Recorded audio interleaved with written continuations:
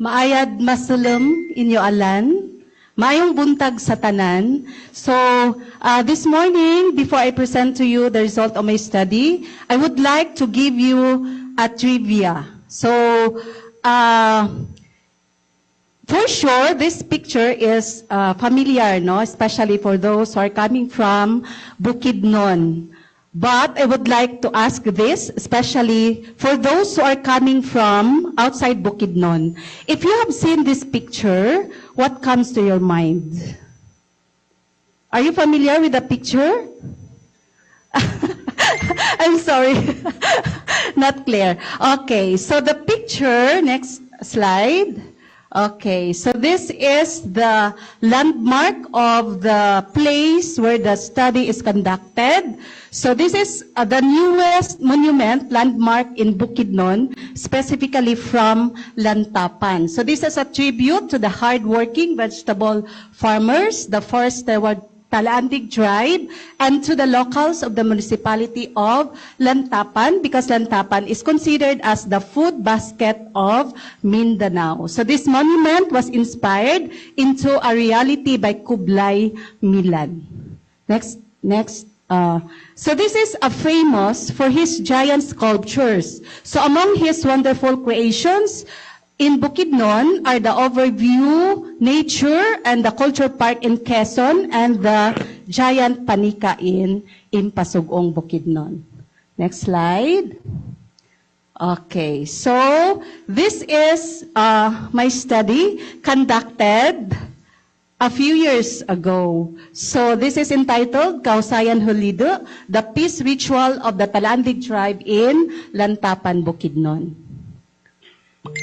So the development of the cultural legacy of the Talandig tribe rests mainly in awareness and respect for their unique way of life in Bukidnon. So their habits, behavior, speech, attire, lifestyle, and faith demonstrate it.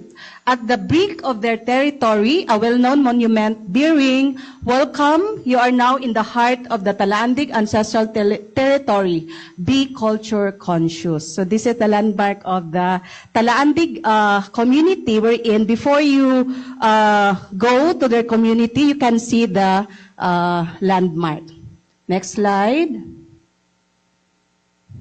Okay, indigenous rituals play a crucial role in sustaining the cultural identity, spiritual beliefs, and social harmony of indigenous communities. In many indigenous societies, rituals functions not only as spiritual practices, but also as a mechanism for maintaining peace, reinforcing communal relationships, and transmitting cultural knowledge across generations. So among the Talandig tribe of Lantapan, Bukidnon, traditional rituals remain an integral part of their cultural life and worldview. One of these significant practices is the Kausayan Hulido, a ritual performed to uphold peace and harmony within the community and to strengthen their spiritual connection with Magbabaya, the Supreme Being. Next slide. So the rituals of the Talandig tribe occupy a unique and significant position within their culture. They perform this ritual when seeking a favor, asking for guidance, or expressing gratitude to the spirits they believe. In particular, the spirit called Mulen Olen. That's according to Saway. Okay, next slide. So we have here the example of the rituals where the Talandig tribe perform the Panalabugta. So that's the ritual to give respect and offerings as asking for permissions and blessing from Apo Talabugta. The next one is the Ibabasok, a spirit guardian of soil, and Apo Ibabasok, the spirit guardians of plants, before establishing and tilling them, the farm. Then the Panalawahig, a sacred thanksgiving and cleansing ceremony performed by the Talandig tribe of Bukidnon to honor the spirit guardian of the water, the Apo Pamulalakaw. So according to Vic Saway, 2014, leader of the Talandig tribe, life is a ritual. From birth to death, various kinds of rituals are performed. So it implies that performing rituals is an integral part of the Talandig tribe's life, as they believe Magbabaya will guide and help them succeed in all their endeavors and tasks. So their close connection to the source of the life, the rituals, and their communication with the pure spirit, the Diwang Dalisay, and the malevolent spirit, the Diwang Busaw, currently translated as white spirit and the black spirit. So that's according to Saway. So despite its cultural importance, scholarly documentation of this ritual remains limited. So that's why I conducted this study. So this study seeks to examine the history, processes, and the cultural significance of the Kausayan Hulido ritual in order to contribute to the preservation and deeper understanding of the cultural heritage, specifically for the Talaandig tribe. So this is the objectives of the study. The primary aim is to give meaning to the ritual terminologies, present and analyze the Kausayan Hulido ritual of the Talaandig tribe in Lantapan, Bukidnon. Next slide. So these are the theoretical and conceptual framework. This study is anchored on the theories of functionalism, cultural relativism, and Worf's hypothesis. So the concept, the ritual terminologies serve as a source of vital information and a mark of identity forms the conceptual framework of this study. So for the methodology, the research employed an indigenous and descriptive approach. So descriptive method was used to analyze, present, and discuss the collected data. And the indigenous method was used to collect data through interviews or structured verbal interactions with the members of the Talaandig community. So for the results and discussion, so these are the ritual terms collected, wherein for the terms, we have the beliefs and the customs. Next slide. Okay, next slide. Okay, next slide, please. Okay, next slides. Okay, so for the results, I have highlights the following key terms. So for number 1, Kausayan Hulido as a peace ritual. Next. Okay, the role of the Balaghusay, the ritual terms, process, and the symbolism, reflection of beliefs and cultural identity, and cultural preservation and continuity. Next slide, please. So for the Kausayan Hulido as a ritual for peace and community harmony, the findings reveal that the Kausayan Hulido is primarily performed as a ritual intended to maintain and restore peace within the Talaandig community. Informants emphasized that the ritual is conducted whenever there are disturbances, misunderstandings, or potential conflicts among the members of the tribe. So through the ritual, the community collectively seeks guidance and blessings from Magbabaya, whom they recognize as the Supreme Being. Okay, so the ritual serves not only as a spiritual act, but also as a social mechanism for conflict resolution and reconciliation. Next slide.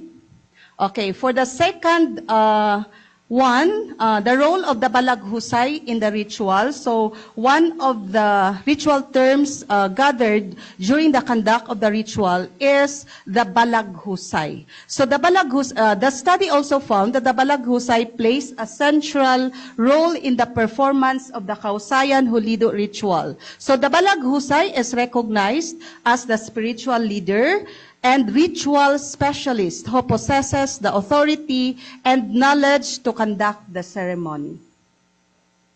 So according to the informants, only the Balaghusay is capable of properly performing the ritual because he has inherited the cultural knowledge and spiritual responsibility associated with the practice.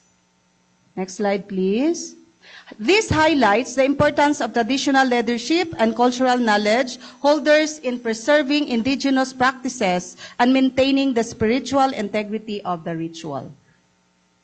So the second result, ritual terms, processes, and symbolic practices. So the study revealed that the Kausayan Hulida ritual used cultural terms, follows a structured processes that involve several ceremonial practices, including prayers, symbolic offerings, and communal participation. So each stage of the ritual reflects the tribe's belief system and their reverence for spiritual forces. So the use of traditional language, the ritual terms, chants, and the symbolic actions during the ritual reinforces the cultural identity of the Talaandig tribe.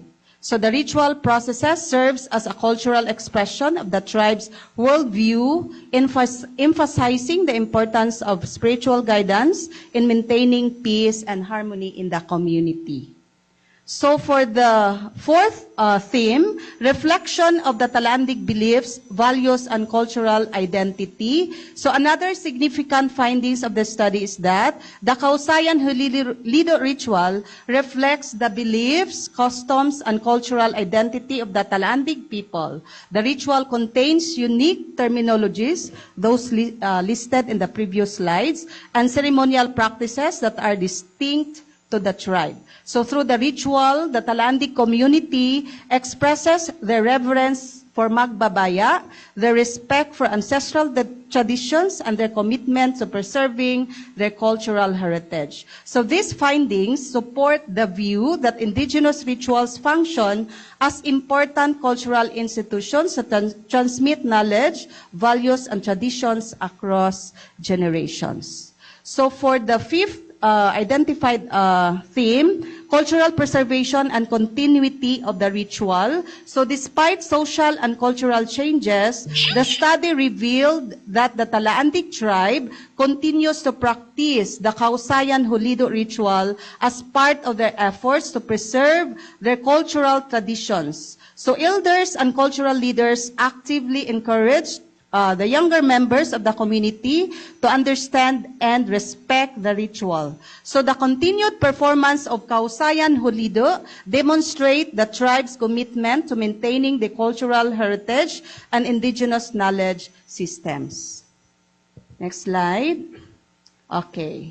So, based on the study results, the following conclusions are drawn. So, ritual plays a vital role in maintaining peace and harmony within the community. So, it serves as both spiritual and social practice that reinforces unity, reconciliation, and collective identity among members of the tribe. Next slide. The study also highlighted the central role of the Balaghusay, who acts as the ritual leader and custodian of cultural knowledge. As the only individual authorized to perform the ritual, the Balaghusay ensures that traditional practices and procedures are preserved and transmitted according to the customs of the Talaandig people. So furthermore, the Kausayan Hulido ritual reflects the beliefs, customs, and worldview of Talaandig tribe, particularly their reverence for Magbabaya, the supreme being. So the ritual embodies the tribe's cultural values and spiritual traditions, serving as an important expression of their identity and heritage. Next slide. Okay, so for the implication of the study, we have here the study contributes to documentation and preservation of indigenous cultural practices, particularly those of the Talaandig tribe. So through recording the history, process, and significance of the Kausayan Hulido ritual, the study helps safeguard valuable cultural knowledge that might otherwise be lost over time. Second, the research provides meaningful insights for scholars in the fields of anthropology, indigenous studies, and Philippine cultural studies. So it expands the understanding of how indigenous rituals functions as mechanism for maintaining peace, social order, and spiritual connection within traditional communities. So finally, the study highlights the importance of recognizing and respecting indigenous knowledge systems and cultural traditions. So it encourages greater awareness and appreciation of the cultural practices of indigenous peoples, particularly among educators, researchers, and policymakers. So I am very glad that majority of my recommendations are already implemented, especially here in Bukidnon State University. So I have here listed recommendations, no? Okay, so for number one, further study, so maybe future researchers are encouraged to conduct additional studies on other rituals and cultural practices of the Talaandig tribe in order to provide a broader understanding of their indigenous knowledge systems and traditions. For cultural documentation and preservation, so government agencies, cultural institutions, and researchers should support initiatives that document and preserve indigenous rituals, oral traditions, and cultural practices to ensure their continuity for future generations. For educational integration, so educational institutions may integrate indigenous cultural knowledge. So we have here in Bukidnon State University, Bukidnon Cultural Studies, and IS 102, Wika Kultura sa Mapayapang Lipunan, wherein we have already integrated indigenous culture. Next slide. So for community collaboration, so maybe researchers should work closely with indigenous communities and cultural leaders in conducting cultural studies to ensure that documentation and dissemination of knowledge are carried out with respect, ethical consideration, and community participation. Okay.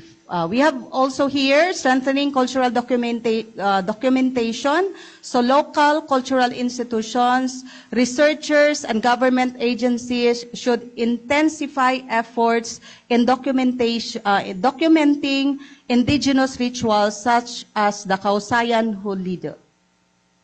Next one, support from cultural and government institutions, so government agencies such as the National Commission on Indigenous Peoples and local cultural offices may provide support programs that promote the preservation and protection of indigenous rituals and traditions, specifically of the Talaandig tribe.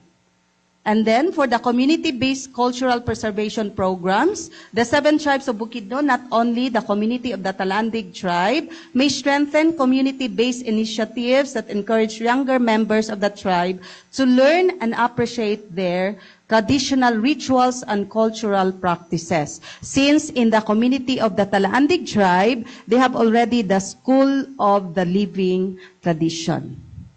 Okay? Integration into educational curriculum, I have mentioned this already. Okay, next slide. Promotion of indigenous cultural awareness. So local government units and cultural organizations may organize and cultural exhibition forums and research conferences that highlight indigenous rituals and traditions. So I am very glad that PIDS initiate this activity wherein we have given another chance to disseminate the result of our study.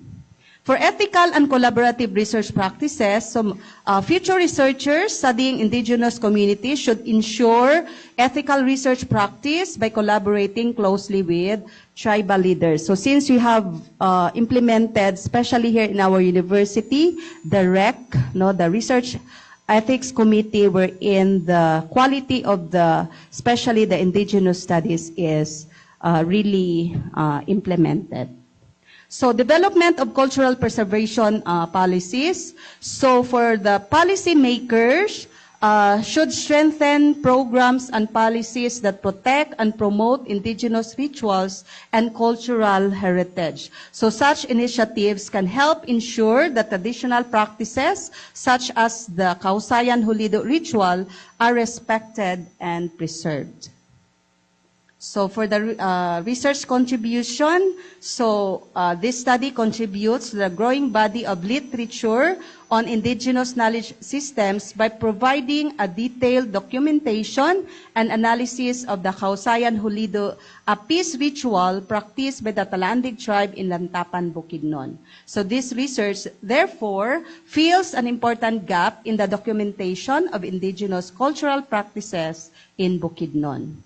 So this research also contributes on indigenous cultural preservation, cultural identity, and the significance of traditional rituals in sustaining social harmony. So it also provides valuable reference material for scholars, researchers, educators, and cultural institutions interested in the study of indigenous traditions and heritage in the Philippines. So these are the references used in the study. Salamat tungkay.